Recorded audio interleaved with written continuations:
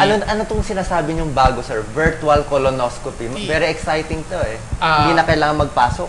Before the colonoscopy came, we have the so-called barium enema.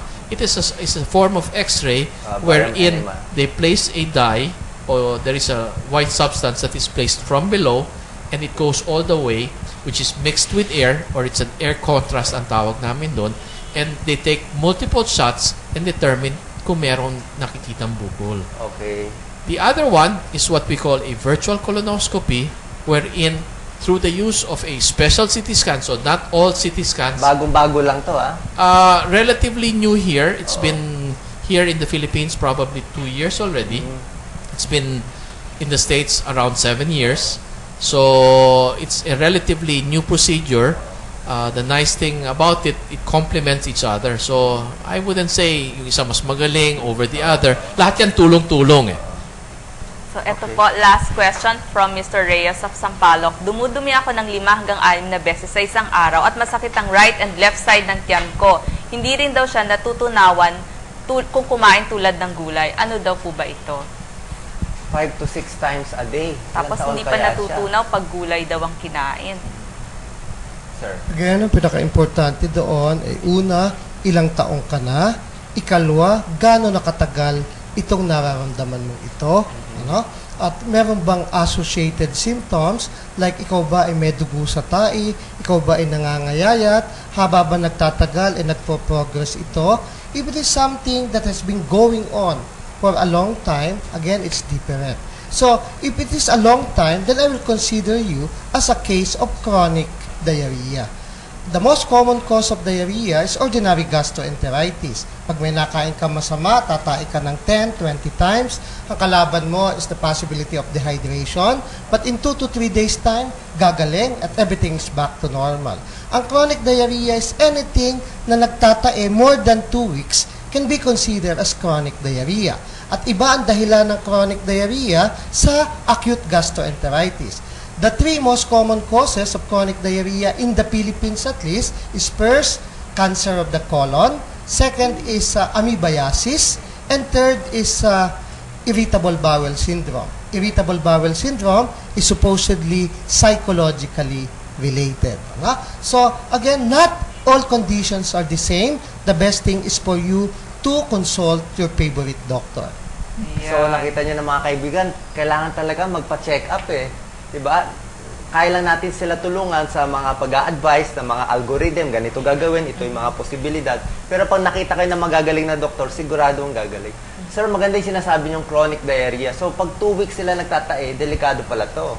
It can be cancer, irritable bowel syndrome, or amoebiasis. Amoebiasis. The other condition na common sa Pilipinas, hindi common abroad, is tuberculosis.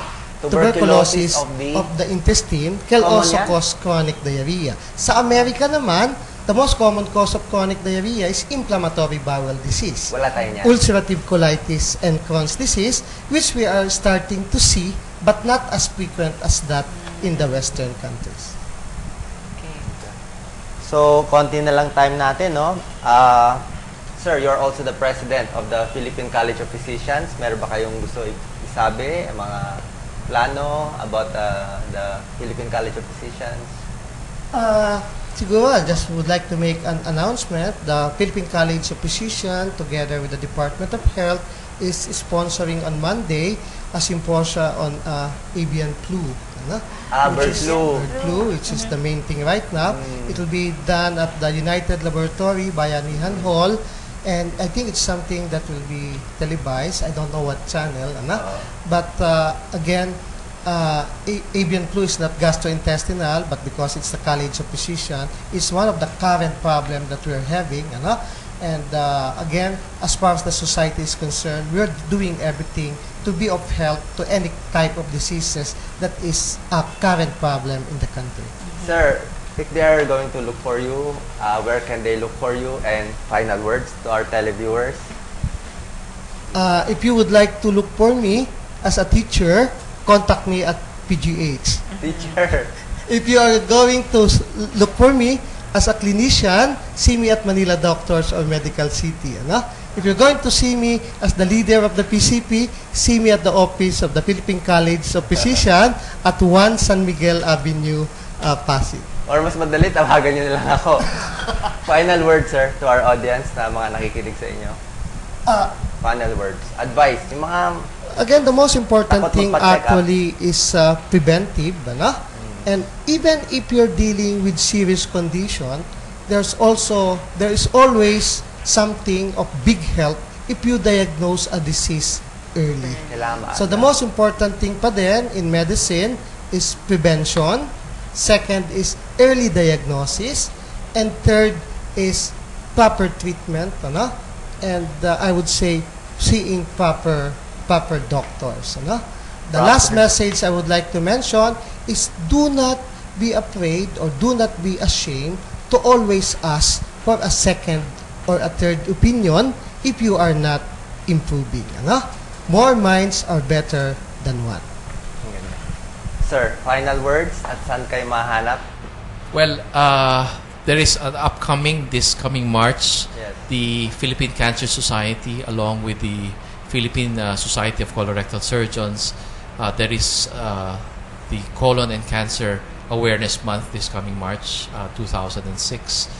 We will make some loud noise about Colon cancer screening. awareness. Yes, about screening, about treatment, about prevention.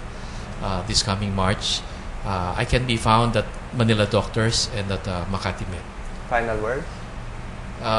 As Mga what takot magpa-check up. Ang daming mga ayaw magpa-check up. I do not think you should fear.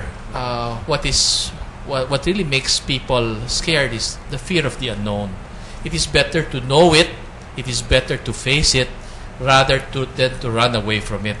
Because if you run away from any problem, then you cannot solve it.